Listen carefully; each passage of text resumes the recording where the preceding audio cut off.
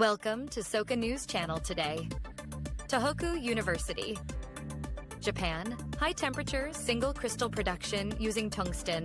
Tohoku University in Japan has developed a new technology to produce oxide single crystals at high temperatures of 2,200 degrees Celsius or higher, using a tungsten crucible with a high melting point. Previously, material development in the high-temperature range exceeding 2,200 degrees Celsius was difficult. The successful production of high-density oxide single crystals was achieved by elucidating and suppressing the reaction and contamination mechanisms of the tungsten crucible. This technology is expected to be applied to scintillators. This technology may also contribute to cost reduction of existing single crystal materials by replacing precious metal crucibles.